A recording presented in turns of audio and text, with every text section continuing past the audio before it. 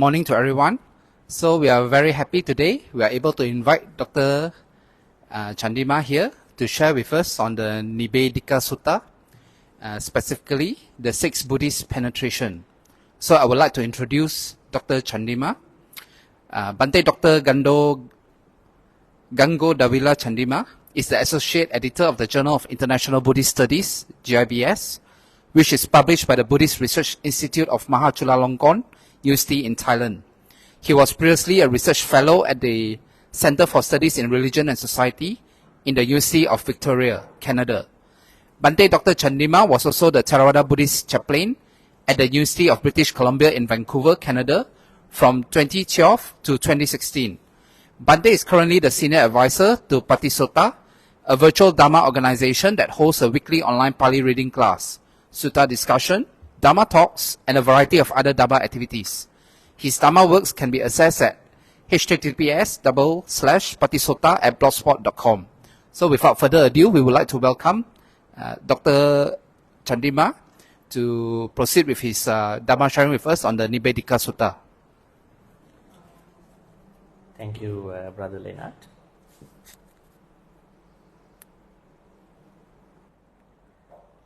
A very good morning to all of you. And good morning, Dhamma friends. How's your morning so far? Good? Good. Yeah. Because it's a sanctuary, right? All right. So, before we get started, shall we pay respect to the Buddha 3 times? Sadhu, sadhu, sadhu. Namo tassa bhagavato arahato samma sambuddhassa. Namo tassa bhagavato arahato samma sambuddhassa. Namo tassa bhagavato arahato samma sambuddhassa. That there are personal thoughts coming up as well, and today we are primarily looking at a sutta, the way how the sutta has been given by the Buddha, and we have some challenges. One challenge is a translation, right? There are translations, English translations primarily, and the issue is that although translations are supportive, helpful, but if you do not understand the Pali context, then we are running into issues. So, I wanted to ask you the question, how many of you have been to Sutta discussions before? Not just for a Dhamma talk. Now, Dhamma talks are happening, it's good. Have you ever been to a Sutta study? No. All right. So, then I will let you know a couple of words about a sutta study. Now, when you want to learn the suttas, you have to keep in mind that not to get caught up with certain wrong translations, bad translations. Especially if you want to understand the true meaning of these suttas, you need to have a certain understanding of the language of Pali. But it does not mean you have to go to a Pali class, which also will running into another issue because it will take many years to learn Pali language. Just because you learn Pali language also doesn't mean that you can understand suttas. Pali and suttas are different. Sutta has a different way of phrasing. Let me tell you one thing. Now you know this very famous Pali phrase, Evang me sutang ekang samayam bhagavan. You remember? What is it? This is the starting phrase of many suttas. Was it given by the Buddha? No. This is how the senior monks, they compiled the sutta. They wanted to tell the background of the sutta. I think this sutta also has it. This sutta does not have it. The Nibbedhika Sutta directly goes into the Buddha's true words. But that part is a reported speech. Monks are telling you that this happened at this place, at this time, about this particular matter. Now, let's go back again. Evang me sutta means, that's I have heard. Ekang samayang. Ekang samayang. Once, or once upon a time. Samayang. Samayang means, Pali word samaya. If I could write it here. Samaya. Samaya. This word. Samaya. Time. Period. Once upon a time. Now in Pali, the word samaya has 9 meanings. It has 9 meanings. Just by referring to a Pali dictionary, online Pali dictionary or whatever other Pali dictionaries, you won't be able to pick up the particular meaning that is relevant to this particular sutta. What does that mean then? That means you need to know the meanings of these suttas from a teacher. Because you don't have lots of time to learn a textual language. You may learn, but you may not be successful because you don't have the background. You will catch up certain words, but you won't get that ability to understand a particular sutta in the proper way. That is why you need to study suttas under a good teacher. Maybe a lay speaker, a monk, whoever. Why do we have to study suttas? Now there is a lot of adhamma spreading across. It's not what the Buddha said. But people say, this is what the Buddha said. Then how do you differentiate? How do you understand? Then you have to go back to the suttas and then to find out what it is. Right? That is why it is very important to study certain suttas, not all the suttas. Do you have time to study all the suttas? How many suttas are there in the Theravada? I would separate like this. Early Buddhism is the basis for all the Buddhist schools. Then Theravada, Mahayana school, Vajrayana, and all that. Early Buddhism is our preference. Early Buddhism means Digha Nikaya, Majjhima Nikaya, Samyutta Nikaya, Anguttara, or the Kuddaka Nikaya. There are some books of Kuddaka Nikaya that can be considered as early Buddhism. So how many suttas are there? Have you ever given a thought about it? Interesting, huh? I can write it over there, right? Probably. Let's see.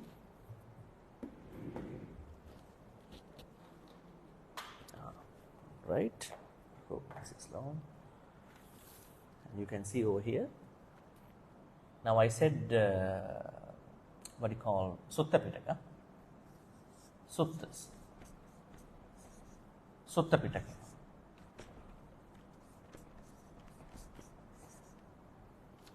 Sutta Pitaka, and this has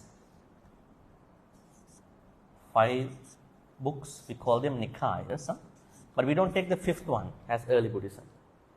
So we take the first 4. Digha. Probably we have a good one.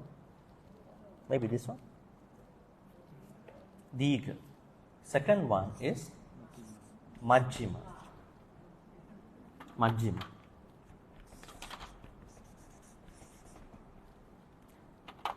Third one is, you can see,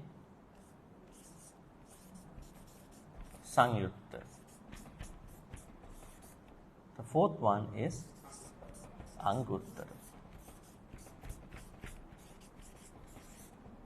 The last one is called Kuddaka.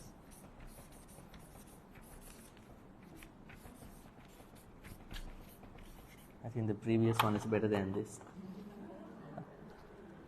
So Digha means longer suttas, the longest ones, which has a very long teaching. And Majjhima means middle length. Sangyutta means the suttas that have been given to certain people on certain subjects.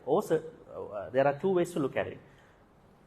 The suttas that are in Samyutta Nikaya have been either given to certain people, some kings like King Kosala, Kosala Samyutta, some devas, Deva Samyutta, some devas' sons and daughters, Deva Putta Samyutta. Then about certain Dhamma matters, whatever the teachings given by the Buddha for Sotapatti, how to become a Sotapanna.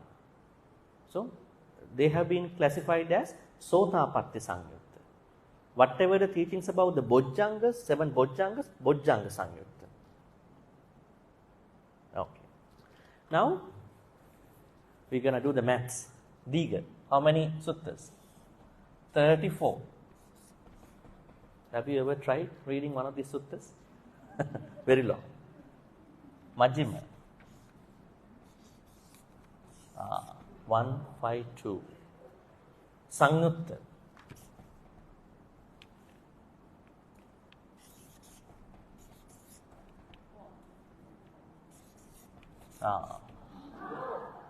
Big number, right?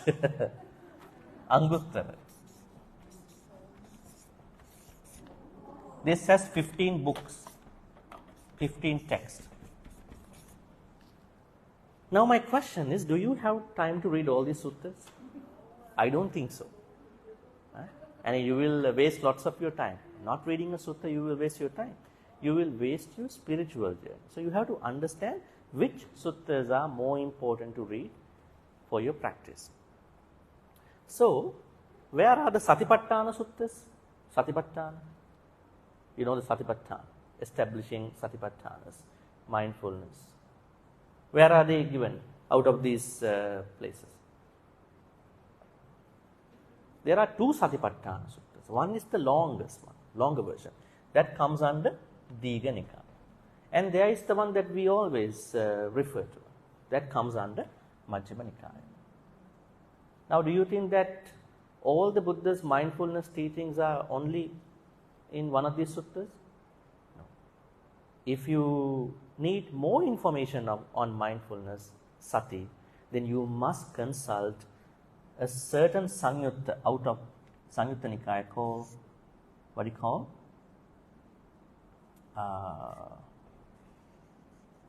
There's a certain Samyutta, Satipatthana Samyutta.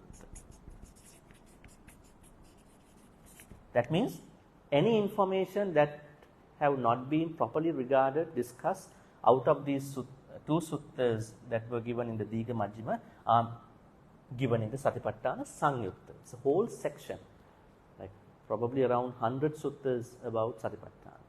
Now you understand it's a complex journey if you don't know how to navigate your Dhamma path. Let me tell you. Now, how do you get started? Now, before we go to this particular sutta, I want you to give you a certain methodology. Before you study suttas, actually even before you study certain Dhamma talk, you should have a certain background. Otherwise, you don't know whether they are Buddhist or they are personal thoughts. Maybe they might be Hindu. They might be other things. Right? So, what could be the first sutta Buddha must have given? The first sutta. Dhammacakkappavattana Sutta. Say here, Dhammacakkappavattana Sutta.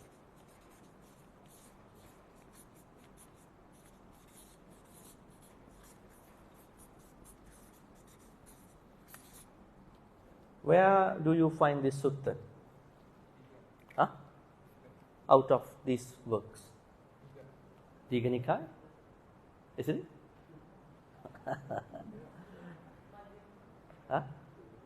This is the issue. If this is the first sutta that the Buddha must have given, then we have to know where is it given out of these places. It was given under the Samyutta Nikaya, and there is a section called like Satipatthana. There's a section called Satya Samyutta, the section about the truths. So this sutta has been given under that, what do you call, Satya Samyutta. There are lots of suttas, and Dhammacakkappavattana Sutta is coupled with one of these suttas. Then if the Buddha's first sutta has been given under the Samyutta, you might see the codification compilation seems to be a little odd. What is the basis of this classification? Did the Buddha know these names? Does he know these names? He has no idea what these are. So these were given by senior monks after the Buddha's passing away. He doesn't know what they are. They simply classified in a way that they can memorize easily. So they put it longer ones, middle ones, sections. This one, Anguttara. Anguttara means any Dhamma teaching that was given as a number, that was given as Anguttara. Let's say Buddha talks about one wise person, one unwise person. 2. They come under Anguttara Nikaya. Buddha talks about 5 things. Numbers, they must be under Anguttara Nikaya. If there is any number, particular numbers, if the Buddha says there are 4 good persons, Anguttara Nikaya. So it's pretty easy to understand. So, but the thing is, Buddha doesn't know what they are actually. So they are pretty much a classification made by the Sangha, senior Sangha. So we have to be careful. Now, it's good that we have seen all these works, but for our Dhamma journey, we have to find out, we have to cherry pick what suttas we have to read. I recommend that your first reference should be Dhammacakkappavattana Sutta. You must have read this sutta, not just as a translation. You have to read each section with each context. It took me 4 or 5 months to finish Dhammacakkappavattana Sutta at Buddhist Mahavihara, Brickfields, because we went to study. I can show you later, like one by one of this sutta. So you get the sense of what Buddha really wanted to tell us. Then, after you have a good sense of what the sutta is all about, then I would recommend the sutta called Sacca Vibhanga. Sacca Vibhanga Sutta.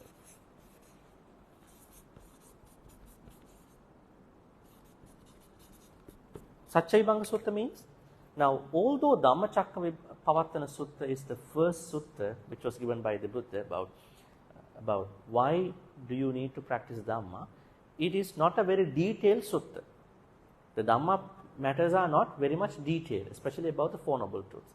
Then the Buddha asks someone to do a thorough study, thorough teaching about the Four Noble Truths.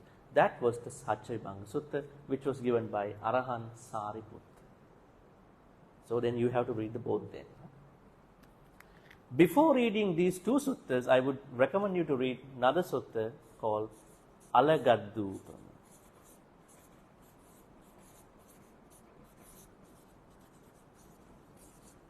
Why is it?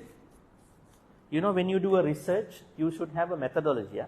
You have to tell the research people, professors, whoever, I am going to do this. I have a timeline here. I'm going to do some social research. You have to tell the methodology. Then the people understand, this is going to be a valid research. So before you start off your sutta readings, you must read this sutta. This is the sutta which talks about the methodology of how to study suttas. You should know the methodology, the way how you're going to do the sutta study. This sutta says, sometimes funny, if you learn the wrong Dhamma, it is just as if you're going to catch a cobra in its tail or in head. Then definitely you'll be bitten by the snake. And if you look at how a snake catcher is going to catch a snake, they're going to use a stick, they're going to push the snake, press, and then to take the maximum control out of the snake, and then take it into their hand. In the same way, if you don't know how to read suttas, don't read. Why? If you misread, it will become a cobra. It will bite you because you have the wrong view after that. You think this is Dhamma and going to practice, then everything is going to fall away. That's why you must read this sutta. I will show you the number. It is also coming from Majjhima Nikaya. So for the time being, we have to go back to the sutta, Alagadupama Sutta, Dhammacakkappavattana Sutta, Satcha Vibhanga. Then if you, as time permits, you're going to read Satipatthana Sutta. Before that, sorry. Mahachattarisaka Sutta. Mahachattarisaka Sutta. I think this is Majjhima Nikaya 117. Why should we read this sutta? This sutta analyzes, synthesizes the Four Noble Truths very well, especially the Noble Eightfold Path. This is the only sutta in the Sutta Pitaka that explains the Noble Eightfold Path in a very high, deeper way. You won't find out those information elsewhere in any sutta. So then, Dhammacakkappavattana Sutta explains the basic abstract about the Dhamma and why should we learn. Satchebanga Sutta gives a detailed exposition, and Mahachattarika Sutta picks up the Noble Eightfold Path, explains, analyzes, synthesizes. Then the two Satipatthana, I would say Satipatthana Sutta from the Majjhima Nikaya. This Satipatthana Sutta under the Digha Nikaya called Mahasatipatthana, longer one, but you don't have to read that because same information in a very condensed way. Satipatthana Sutta. Also Majjhima Nikaya. Alright, now you have a certain understanding of this sutta study. Where do you need to start? There are hundreds, there are thousands of suttas.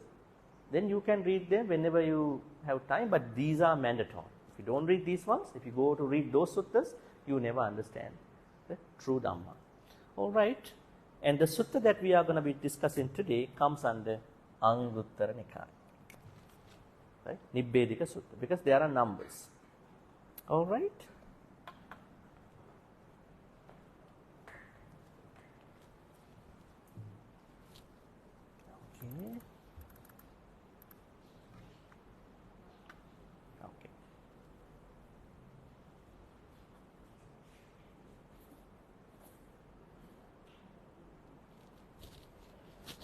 Okay. So, Anguttara Nikaya has certain sections, the 6th section and the 63 Sutta. The sutta's name is Nibbedhika Sutta. Nibbedhika. What does Nibbedhika mean? Huh? You can see. Nibbedhika, penetration. Do you see penetration in the Dhamma? I would say transparency. Now the Buddha says in this sutta that the concepts that you see in the Dhamma like kamma, vedana, sanya, asava, kamma, dukkha, very important. Too small, huh? How about now? Better?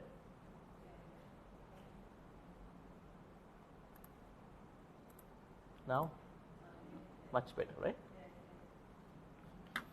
So you can see the words, the concepts kamma, sanya, asava, kamma and dukkha. They are most important Dhamma concepts that we must have learned in detailed ways.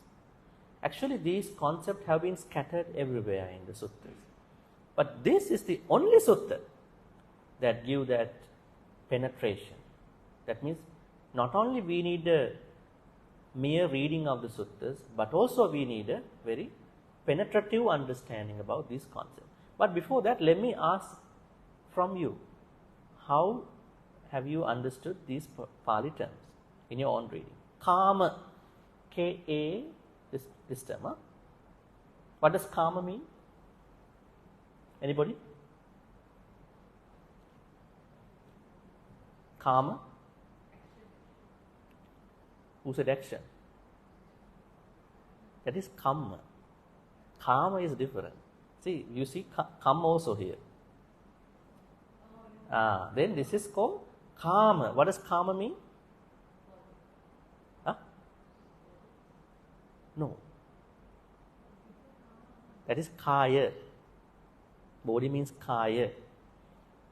Kamma means sensual desire. Okay? sensual desire, mostly. Calm. Then Vedana, feeling. Sanya, perception. Asava, influx. Influx or outflux. I will explain. Then kamma. Does kamma mean action? Volition. Volition means, now you say kamma means volition, volition means action. So we have to penetrate today these concepts. Kamma means, kamma is not mere action. That is in Hinduism. In Hinduism, in Jainism, every activity you do are making karmas. The Buddha said, it is not happening that way. Kamma means the intentional action. Every intentional action. You are driving on a road and you don't know that you are stepping over certain tiny creatures. You are not creating karmas. But if you know that, then you are making karmas. Right? It's a very intellectual, not intellectual, I would say it's a very wise way of looking at it. Kamma means intentional action or volition. Then dukkha. Dukkha means suffering.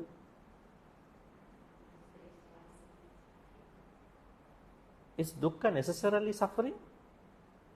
It's not necessarily suffering. It can lead to suffering. Right? Now you get a sudden frustration. Is it suffering for you? Huh?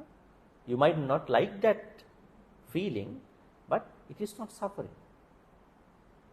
So dukkha simply means, as somebody said here, unsatisfactoriness. You are not happy.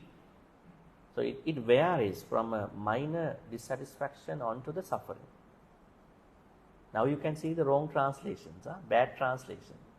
This is the issue. Alright, now let's get into this concept. Each of these terms is defined and then described with the pattern of the 4 Arya Satyas. Now, the idea of the 4 Noble Truths also come from this sutta. There is a dukkha, there is a cause of the dukkha, there is a cessation to the dukkha, and there is a way how you are going to achieve that cessation. There are 4 ways. But this sutta telling that, adding 2 other things into the suttas, the ideas, those concepts. Let's take a look at these concepts. Nibbedhika pariyayang vo bhikkhave dhamma pariyayang desissami tang sunata sadhukang manasi karota bhasissami. I will teach you the penetrative explanation. That means Nibbedhika means penetrative explanation. Now when somebody explains a certain concept, that person might say, today I am going to get to the bottom of this concept. And that getting to the bottom of that concept should be the penetration.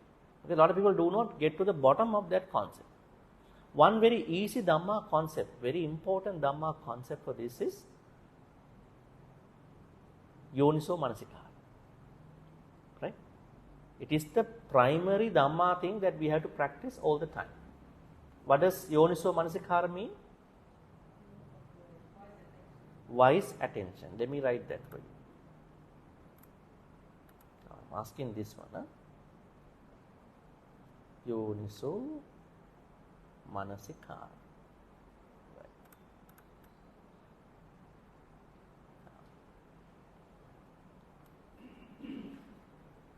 Oh, what happened? Yeah, Yoniso Manasikara.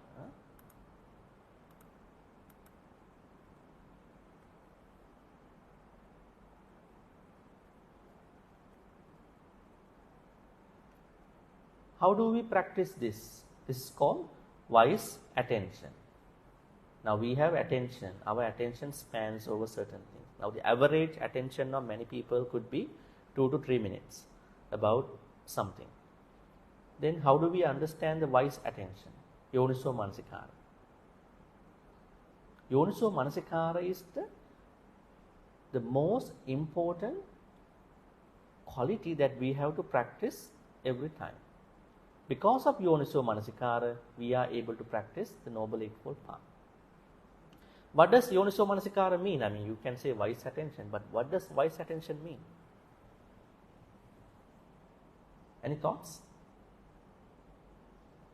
No idea?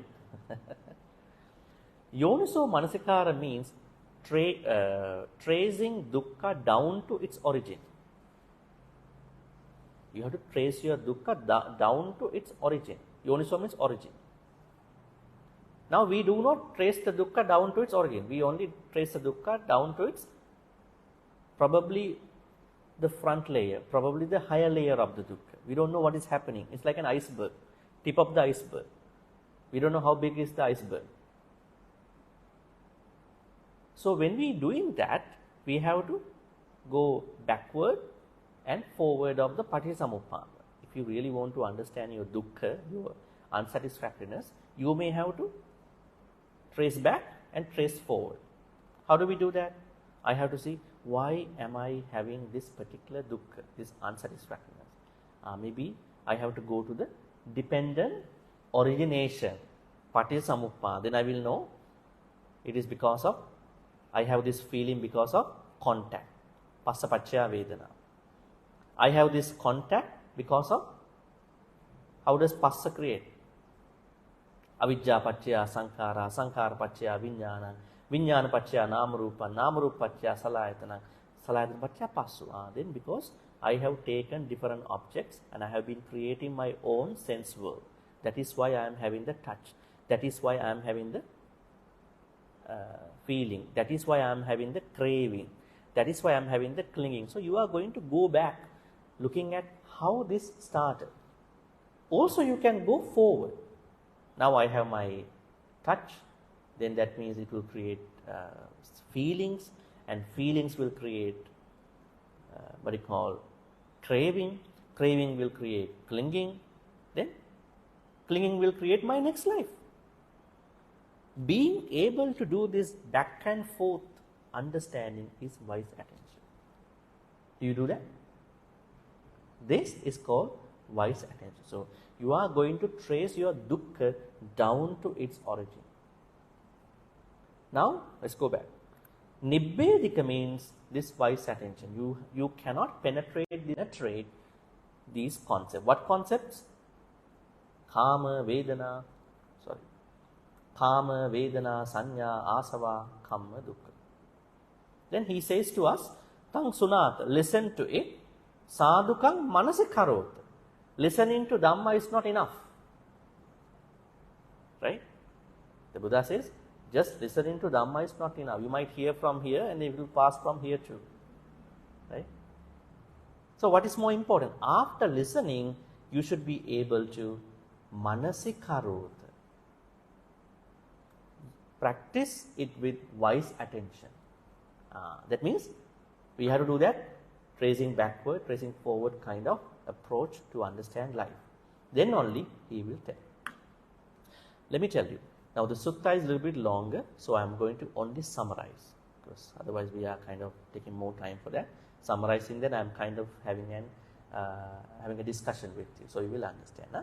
Don't worry thinking that I am going to read the whole sutta. You can read too. Okay, first thing here is, as you can see, Katamuchaso Bhikkave Nibbedhika Pariyayo Dhamma Pariyayo. Nibbedhika Pariyaya means penetration method. How are we going to use this penetration in regard to these concepts? Kamma, Sanya, Kamma, Vedana, all that. Kamanang Nidana Sambhavo Veditappu. Now let's take Kama, our sensual desire. In order for you to penetrate, see everything, what is in my karma, what is in my sensual pleasure, you have to look at certain spectrums of my own karma, your own karma. What are the spectrums? Kamanang nidana sambhavo veditappu. I have to know, how does my sensual desire arise? Now let's say somebody is having lots of karma. Burning from, now when you have lots of karma, you might be burning from sensual desire. So at that point, you are going to look at why this burning is coming up. Why am I being burned by my sensual desire? Why? What's the reason? Nidana sam. Not even that. Kamanang vemattata Veditappa. Is every karma same? How many karmas do we have? That's very interesting. How many karmas do we have? Any thoughts? How many sensual desires we may have in our life, personal life?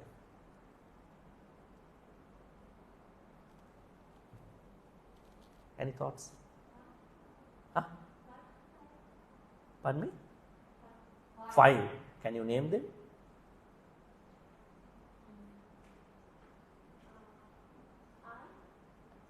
I is a karma? No, I is not a karma. I is a sense faculty. Now I am asking, how many sensual pleasures are there? You might take karma through your eyes, but what are the karmas? What are the sensual pleasures? You might process through your eyes. Huh? 3? What are they?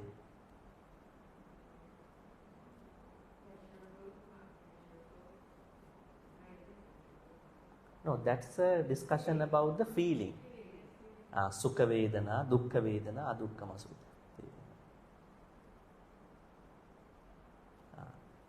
There are 6 karmas. Today you understand that there are 6 karmas. Don't let me ask again. This is why you haven't studied the suttas and you only pick up certain talks. Right? This is the issue. Then you don't know what is primarily happening within your mentality, in your life, state of mind. First karma is Rupa Karma. Rupa Karma, Rupa means images. Now I see you. Rupa Karma. Then you like to see things, you like to see people whom you really like to see. Whatever the things you want to see. Beautiful things, glamorous things, beautiful, nice things, you want to see. So then, that means you have Rupa Karma. What's the problem between Arahants and us when we see the beauty? Now we also see the beauty, they also see the beauty. What is the difference between us?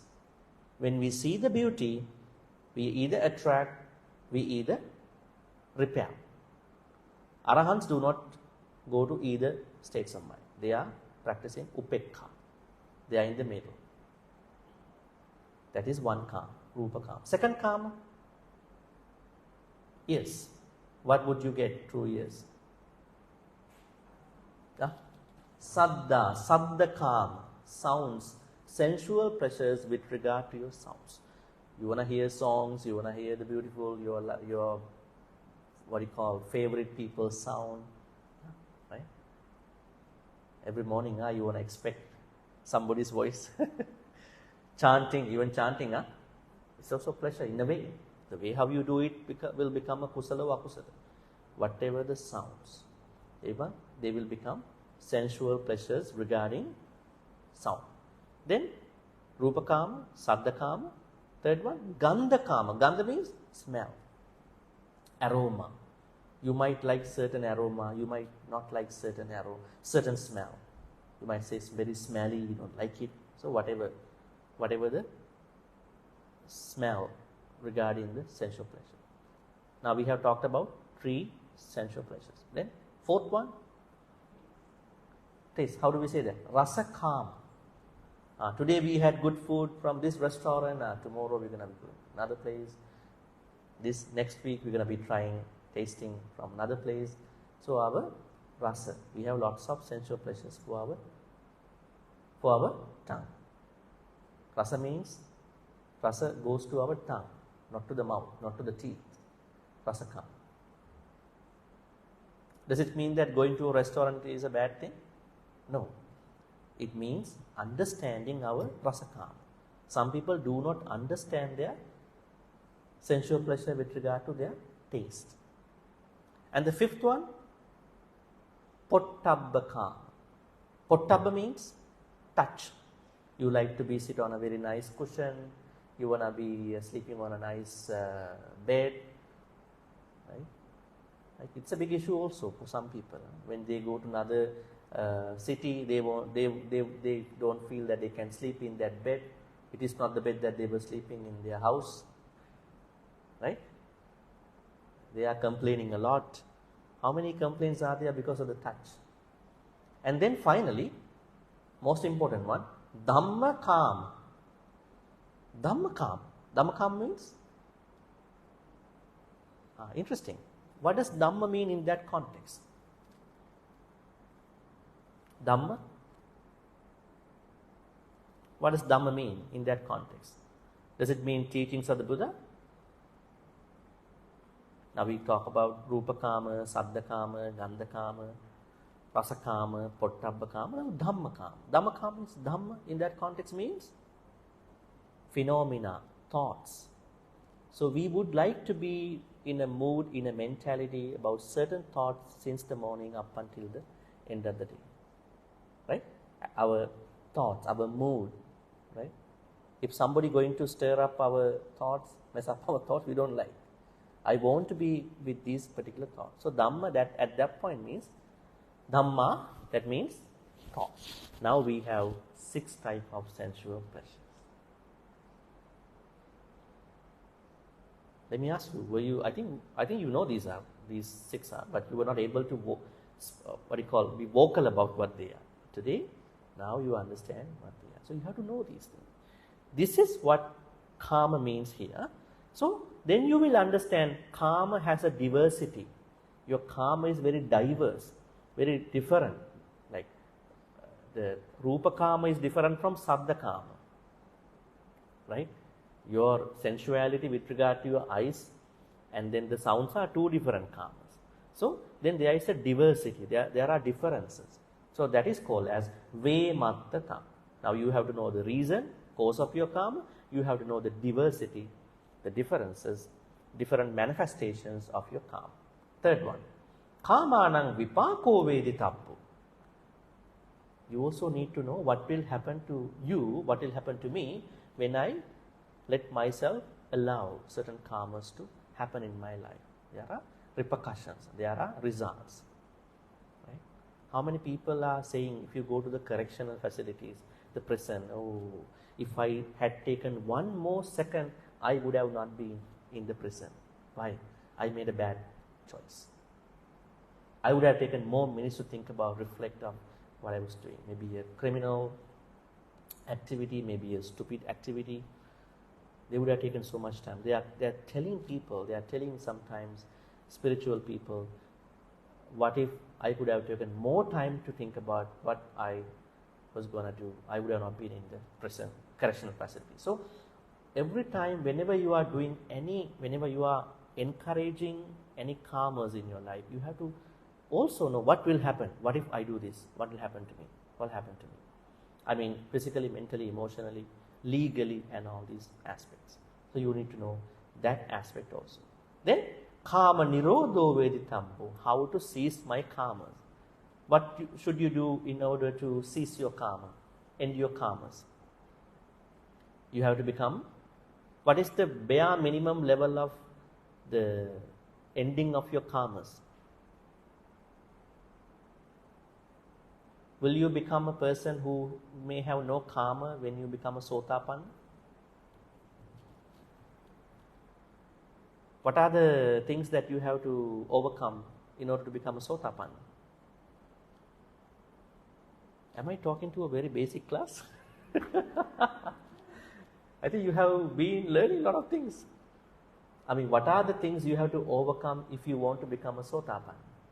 You have to overcome 3 fetters. Sakkaya Ditti, Vicikicca, Silabbata Paramasa. Personality, what you call conceit, I would say ego, lower it.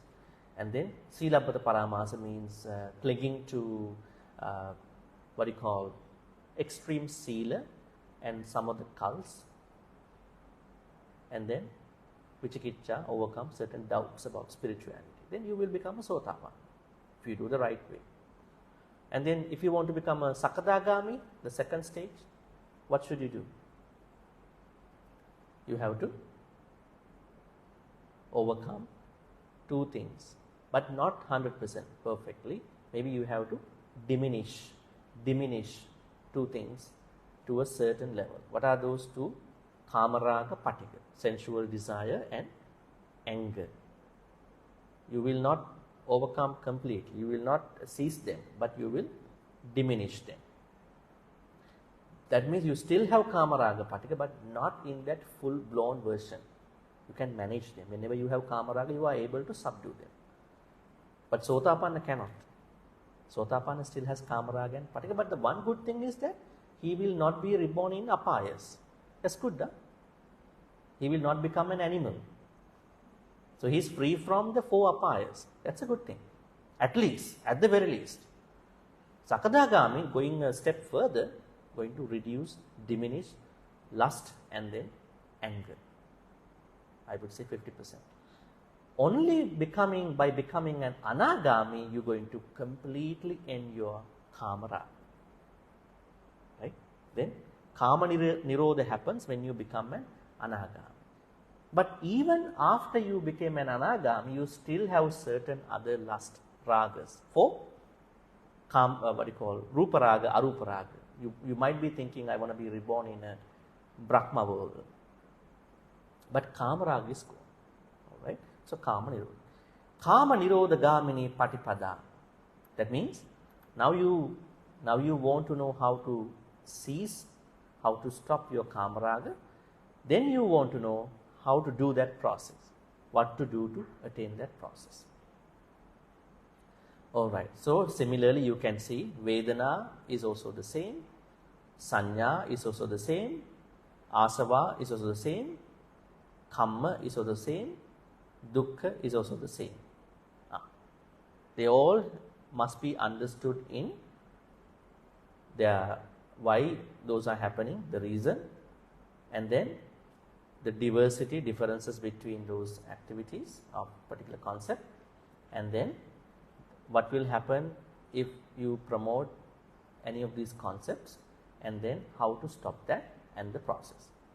Now let's take one. I don't know whether we can finish this within next 30 minutes.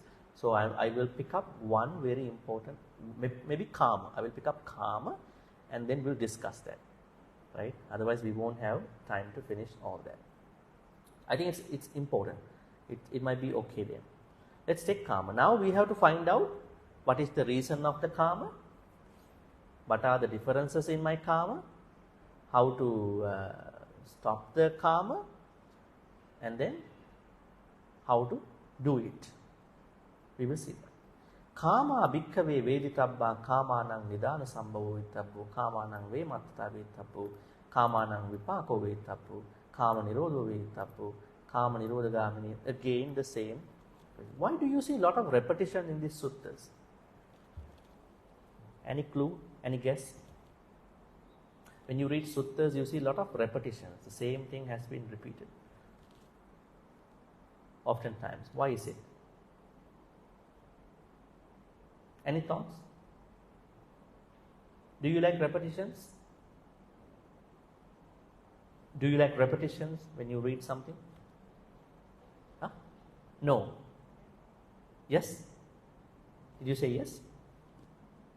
Do you like repetitions when you read a text, anything, newspaper, magazine, book? No. Why you don't like? The same thing, right? Then why there are so many repetitions in the suttas?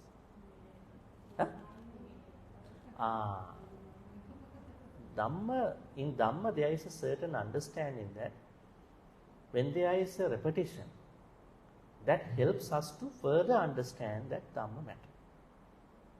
It also helps for penetration. Now sometimes in our household, in your household, you might hear a lot of things from the father and mother. Every day telling, don't do this, don't do this. But you will still do it.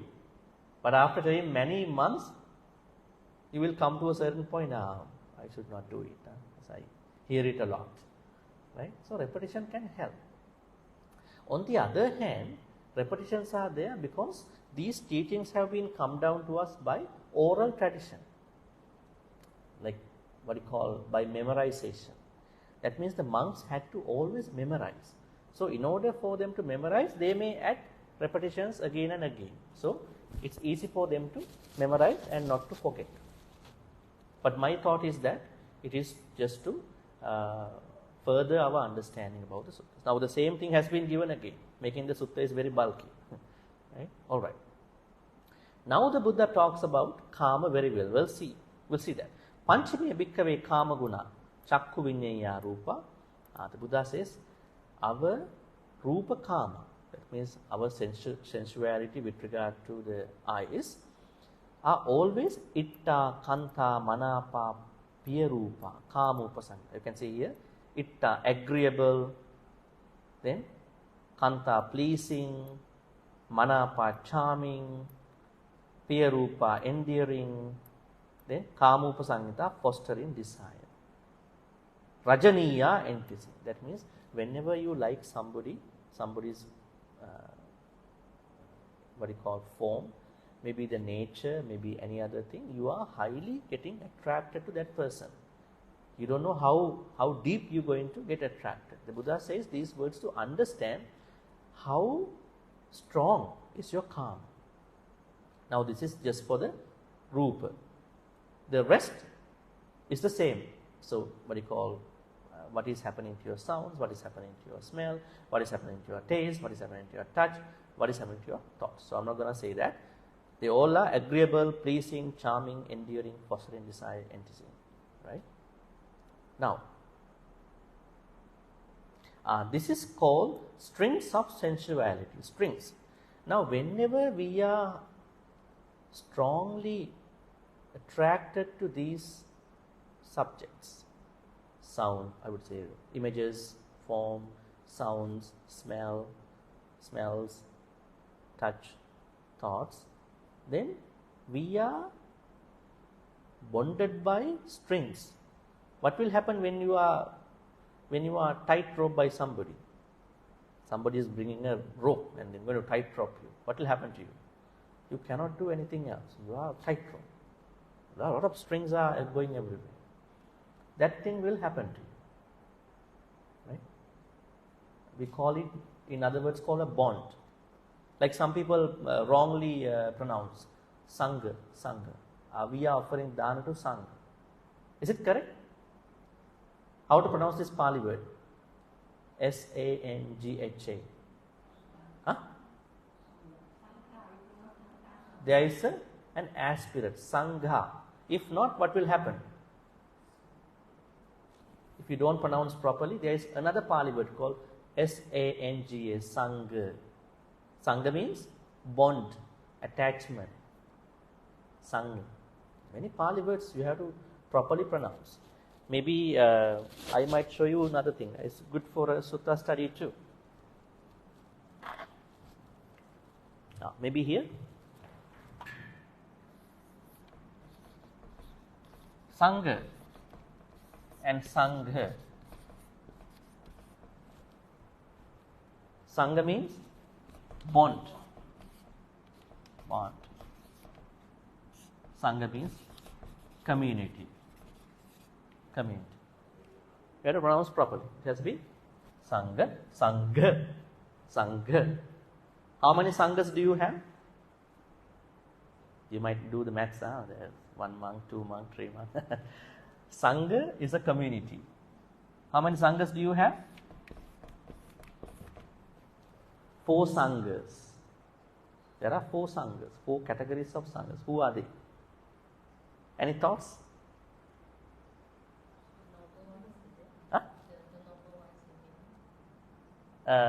They could be noble. Yeah, they are nobles actually. When you say noble, someone, when that person attains Sotapan. So, I'm asking the categories. Bhikkhu Sangha, Bhikkhuni Sangha, Upasaka Sangha, Upasika Sangha. That means monks, nuns, layman, laywoman. Layman, laywoman also Sangha. How? How can they become Sangha? You don't offer anything to lay people. If anybody attains Sotapanna, even being a lay person, lay woman, they are part of the Sangha. They are Sangha. For example, Vishaka. Vishaka was attained a Sotapanna when she was 7 years old, and then she married a man and she got children. She got 500 grandchildren. Sotapanna woman. And now you are going to become a monk and nun just to become a Sotapanna. There's a lady. right? So there are many lay people, upasakas, I would say, upasakas, upasika, bhikkhuni, bhikkhu. Now, when you offer something, because you know that there are certain qualities, you only pick up these ones, but in reality, sangha means all these four people. Because when you say supatipanno bhagavato savaka sangho, ujupatipanno bhagavato savaka sangho, nyaya patipanno bhagavato savaka sangho, samichi patipanno bhagavato savaka sangho. Yadidang chattari purisa yogan, atta purisa pukkala. There are 4 pairs. There are 4 pairs, 8 individuals. Atta puggala. Who are they? Someone who is on the path to become a sotapanna, someone is already a sotapanna. Sotapanna magga, sotapanna pala. Sakadagami magga, sakadagami pala. Anagami magga, anagami pala. Arahanta magga, arahanta pala. Buddha doesn't say monks. He never say monks is sangha. In that, he said there are 8 people. Who are they? Sotapanna magga, someone who is following to become a sotapanna. The normal monks are like that. Then sotapanna pala. Anybody, even a lay person, layman, laywoman, who have attained sotapanna and onwards, they are upasaka sangha, then bhikkhu sangha, bhikkhuni sangha. These are the only 2 categories who wear the dresses. Others do not. Just because they don't wear the dresses, you cannot say they are not Aryas. Very interesting. Now you know the words sangha, sangha. There is another interesting Pali word you might misunderstand. What is that? This one.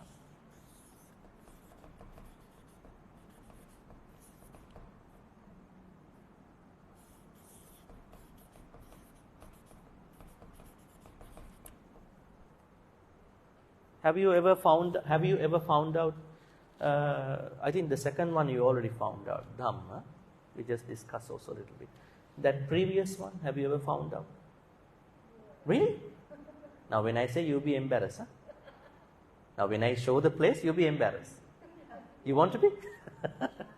Itipiso bhagava arahan samma sambuddho vijjacharana sampanno sugato loka vidu anuttaro purisa. That's what I'm trying to say. Dhamma. Here Dhamma means no H. Dhamma means taming. Taming. Taming the untamed. Angulimala, Alavaka, Nalagiri. Buddha had the ability of taming the untamed. So, you cannot say Anuttaro Purisa Dhamma Sarati, which is wrong. Say Anuttaro Purisa Dhamma Sarati. There's no H. See? There are lots of things like that. If we go to these minor things, we will learn lots of things. All right. Now, we understand the strings, the bonds of our karma. Then, this is very interesting. This stanza. Sankappa rago purisassa kamo nate kama yani chitrani loke sankappa rago purisassa kamo tittanti chitrani tateva loke atetta dira vinayanti chandan. Now, what do you think about karma? Now, when you think about I really want to see that person. I really want to hear that sound. I really want to smell that. I really want to taste the food that I like. Now, in other words, do you have favorite things in your life? Let me ask Sister B. What's your favorite food? Huh? Yeah, what's your favorite food?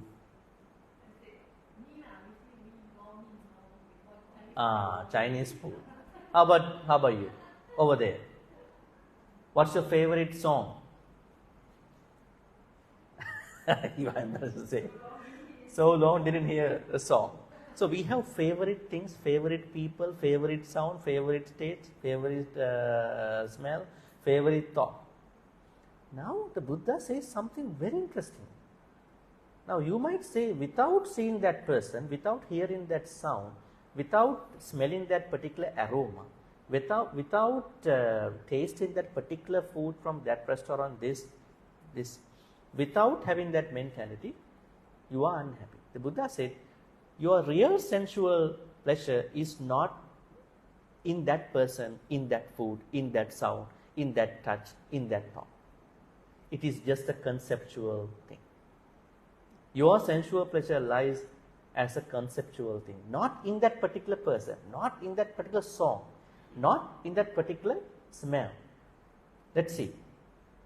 Sankapparago purisas, it is just a conceptual thing. It is a concept only.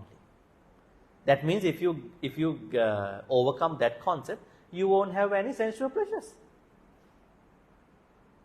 Have you seen people saying, I don't want to see that person. If I see, I'll be very angry, Something happened to me.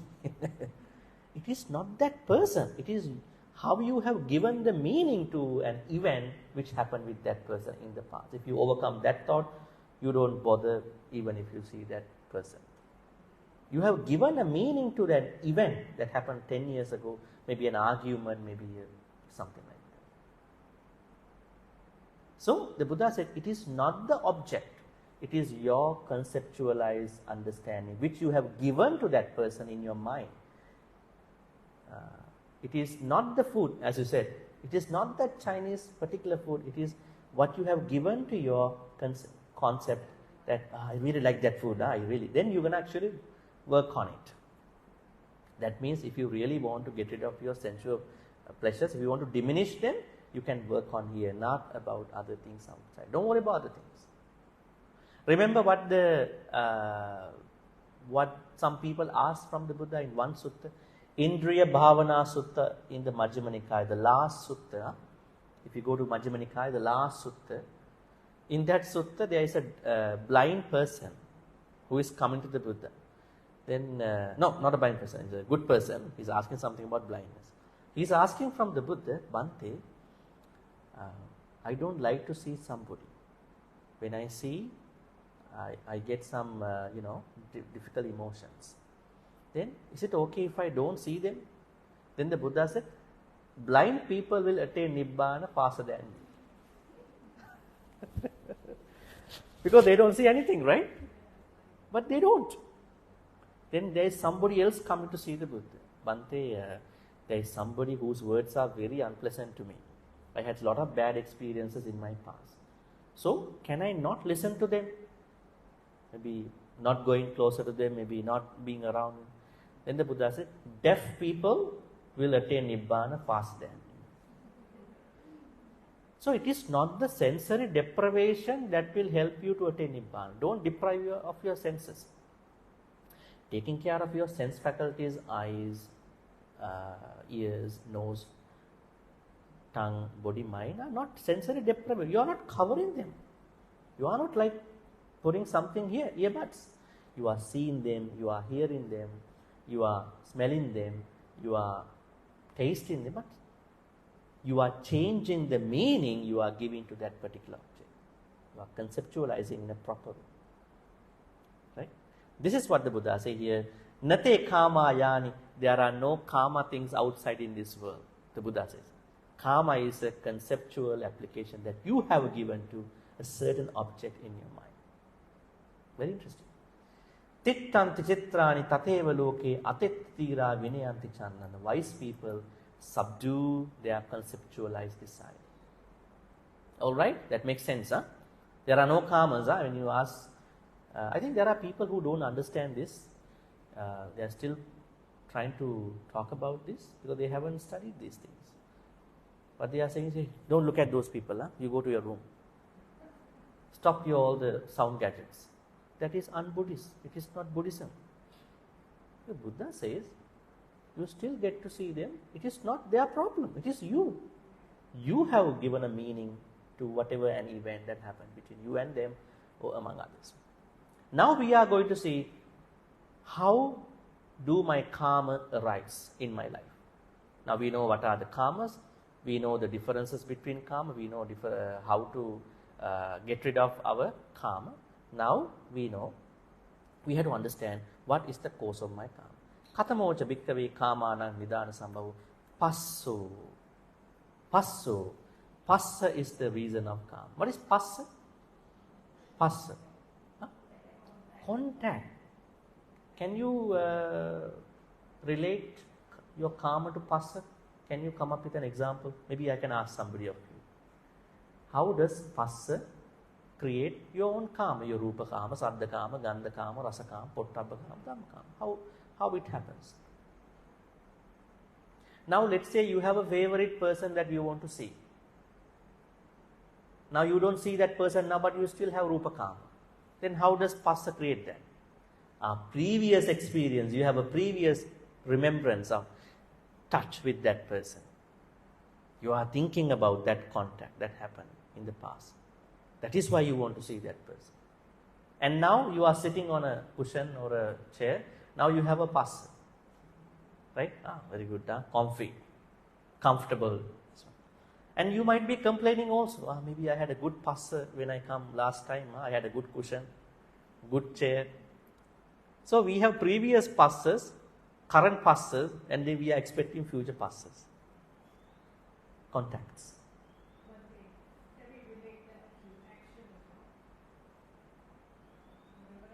Yeah, passas start from actions, speeches, thoughts. So because we are processing everything through the doors, kayadwara, manodwara, then vachidwara. But when you when you feed yourself from whatever the sources, then passas will arise. And then passas are related to the past, some passas are related to our present moment, some passas are related to our future moments. Right? So the Buddha says the cause of your karma is passa. Not even the cause of karma is going to be the passa. The cause of all these concepts. What are the concepts? You go back again here. Let's go to the abstract. Cause of karma, cause of vedana, cause of sanya, cause of asava, cause of kamma, cause of dukkha. They all are passa. Because we felt something. That feeling is what we are going to interpret, giving the meaning to. Right? So that means you can stop having a mess in your life. How you can stop having the mess in your life? Now, like when you are driving an intersection, there is a concept called no point return. That means if you drive around like probably, what do you call that? Not amber, right? You cannot stop, you have to go because you have already passed the point. So if you cross the passa, definitely you have karma, definitely you have tanha, and all that will be coming. But if you take care of your passa, none of these things will give you a hard time. If you take care of tacha, how to take care of your tacha? When you are going through your tacha, do not choose attraction and repulsion. Be in the middle. Everything is taken care. Unfortunately, we are either glamorized or we want to hate that experience. Then we are on the both polar sides of the issue.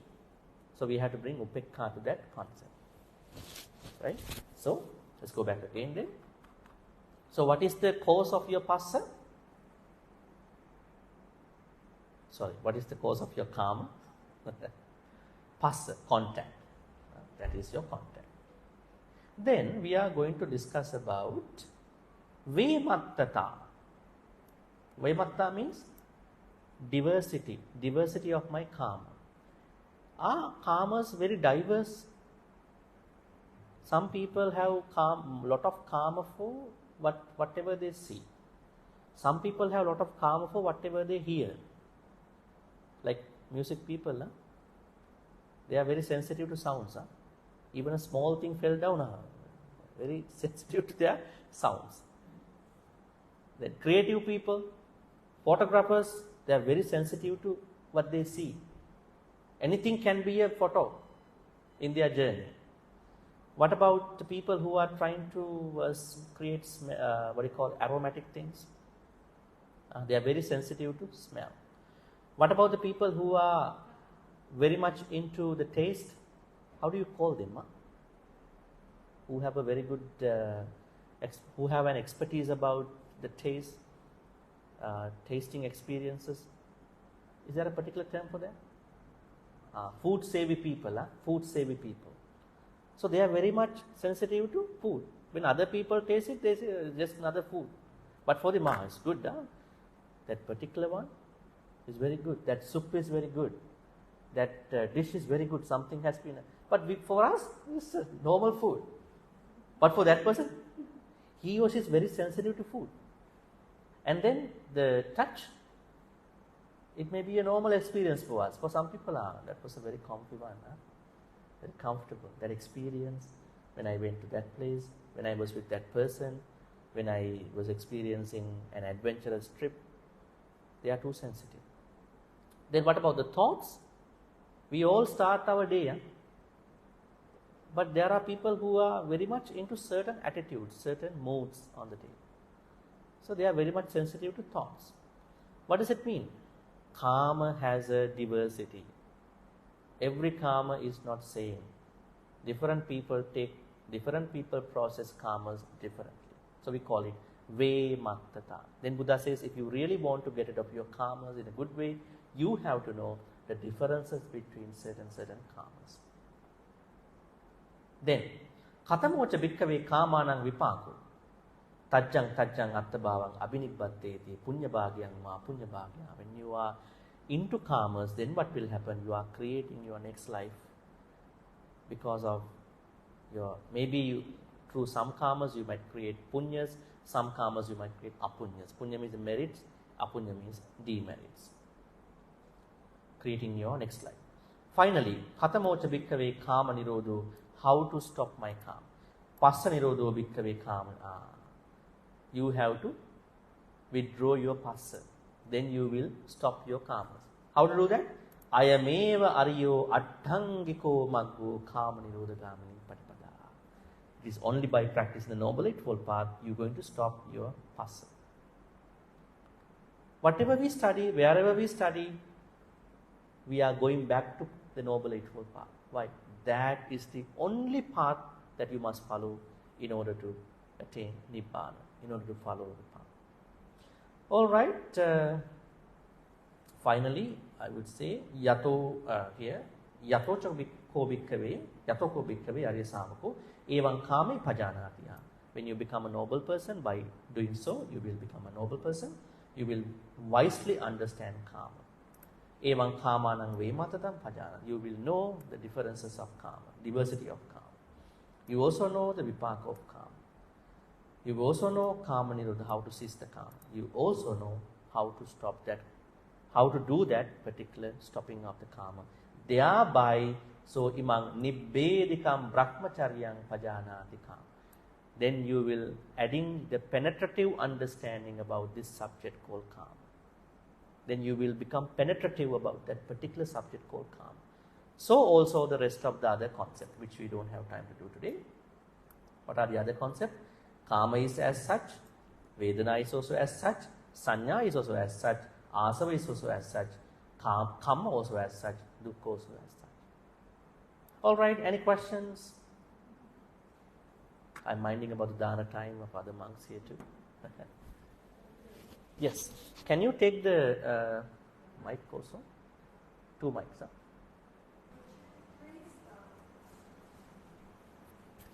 Take it closer. Bhante, could you please explain Asava? Can you come here, please? Sorry? Good.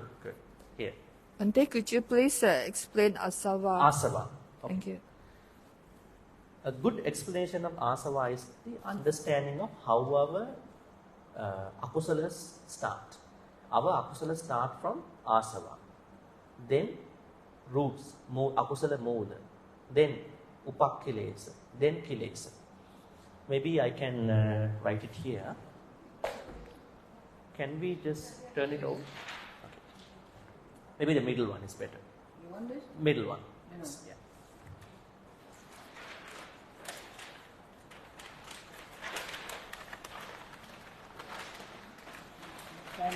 Oh. Maybe the fan, huh? Good. Okay. So, akusala has stages. They are also very They are functioning in a mechanism. So the first thing is asava.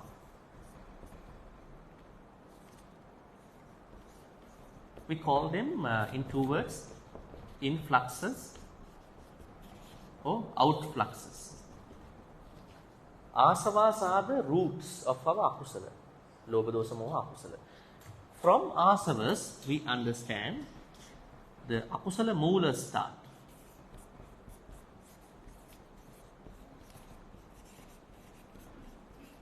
We call them roots. What are the akusala roots? Akusala roots. If it is a tree has roots, which has gone under the earth. Akusala roots. Lobha, dosa, moha. Where are they based on? They are based on the asavas. How many asavas are there? There are two types of asavas, influxes, outfluxes. There are four main asavas. Actually, three asavas. Abhidhamma says another asava, but we take four. Kamma asava, bhavasava, avijjasava, ditthasava. This is not given in the Sabbasa Sutta, but we take the ditthasava. So, because of the kamma, bhava, avijja, ditthasava, you come down, you are creating akusala moolas, lobha, dosa, moha. Then, because of the akusala moola, you are creating kilesas. Kilesa means defilements. Whatever the translation, these are not very good translation, but we will accept, because otherwise we don't have a good engagement with that. So, whenever you are creating kilesas, there is another level of 16. We call them upakkilesa. Upakkilesas are supportive to create akusala moola into kilesas. Now, this is the full-blown version of our akusala states. Then we have kilesas finally. Make sense? You have an idea, but what? Asavas means, I would say, what you call influxes. They are, firm, like when there is kind of a food that is fermenting, like where are these akusala kilesas coming from? Then we have to understand upakkilesas. Upakkilesas are coming from akusala moolas. They are starting from the asavas. Actually, asavas are the, in the Patissamuppada, asavas are not mentioned. In the Patissamuppada, we understand what is the first cause of Patissamuppada? Ignorance. Can there be a first cause? If Patissamuppada telling us that every cause has a cause, every effect has a cause, then why the first one doesn't have a cause? How did the Buddha say in the Nidana Samyutta, in Samyutta Nikaya? The Buddha says there is no first cause. Why? Now, the list of Patissamuppada until 12, starting from avijja, actually this is not the first cause. Because there are two first causes. Asava is the first, asava and avijja. They are mutually constructive. Asavas create avijja, avijja create asava. Asava to avijja, avijja to asava. As a result of these two, it will come to sankhara. That means asava is the root, the very root of everything in our samsara, in our personal life experiences. All right? Any other questions? We can take probably another 1 to 2 minutes.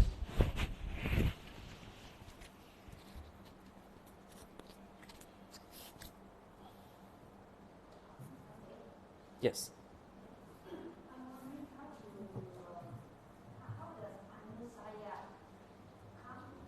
Anusaya